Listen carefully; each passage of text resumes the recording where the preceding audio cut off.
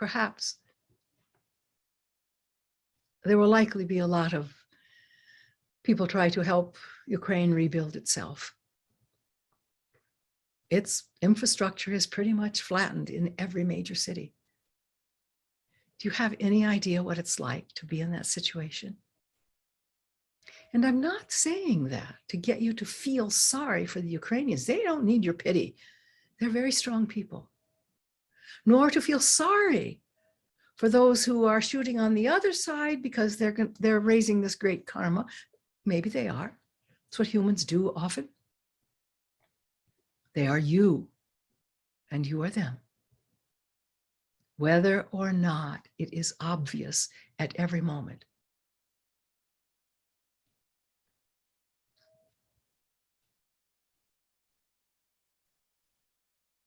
I cannot, I think, stress strongly enough how important it is for you to come to grips with this greater reality. You see, when you're looking at war, you don't see the effects of love doing anything.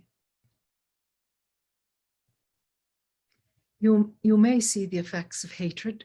More than likely, you're seeing the effects of fear. Fear really is what drives most of the cruelty and the harshness in the world. It may be presented as an act of power, a way to be strong. Look, I can do this or that. I can ruin you. That is a patriarchal notion that got very popular during the Piscean Age. I will humble you until you do what I want. I will make you hurt. I will crush you until you do what I want. And, you know, there's plenty of blame to go around for countries all around the world. So we're not going to get righteous about who's the worst here and who's the best. Forget that. It's a human condition. It's a human condition to inflict suffering in order to control. This is a part of patriarchal mentality. In fact, it's in a nutshell what patriarchal mentality is. But if you and others like you can raise a force of love so big as to dissolve that kind of mentality,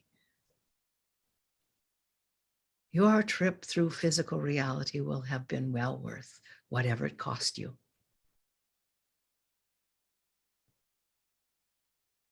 To raise a force of love so big, it can heal even the deep scars of war.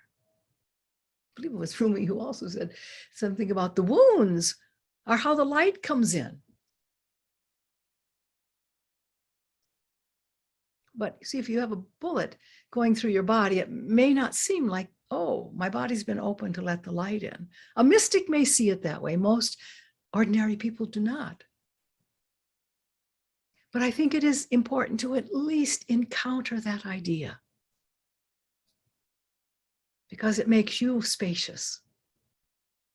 It makes you stretch your awareness field to something bigger than two sides battling it out over some territory, you see. And it's very important right now.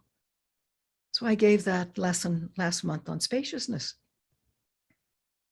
You'll have to find a bigger space in which to put the contents of your experiencing, because the one that most people operate from is just too small. There's too many people on the planet right now. You need a bigger space to contain all these experiences, because you have to include the experiences of healing too, not just the experiences of destruction.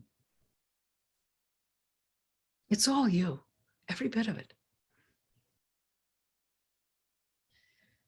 Sometimes I know it's hard to see. And no, for the one who's thinking it, I'm not just trying to take your mind off the war. That's not such a bad thing at times, is it? But I'm trying to remind you of what is true for you. See, even your own lives are not that true. You may accomplish great things, and I hope you do, because the world needs that. And sometimes one accomplishes accomplishments live beyond them, but often they do not. It may be just as simple as there's no one to pass the responsibilities to, or there's no one who cares as much, or there's no this or that or whatever. But you see, your life is precious because it is framed by birth and death. But birth and death are not the beginning or the ending of anything. And so you have to have something that's spacious enough to hold these two realities, you see. Otherwise, you're trapped. If you're trapped between the obvious level that your life is something between birth and death, and then that can bring up all kinds of things, can't it? Oh, it's not fair. That's one thing. People go there a lot. Or, well, I better take all I can get. This is short. If you've got something I want, I'll take it. I better beat you up because that makes me feel powerful. After all, you just go around once, some say. You're trapped if all you have is the space between a birth and a death. You're trapped. You need a bigger space, a space that contains an eternal reality. See if I can get the wording of this one right. Rumi was great. I hope you're enjoying this. I hope you're getting something from it. The ecstatic view of life is so precious, particularly in times so cluttered with egoic mentality.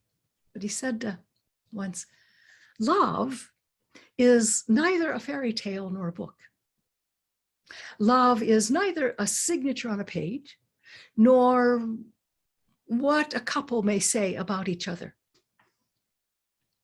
Love is a tree with branches reaching far beyond time into eternity, and roots set deep in the eternal life. In other words, not trapped between birth and death.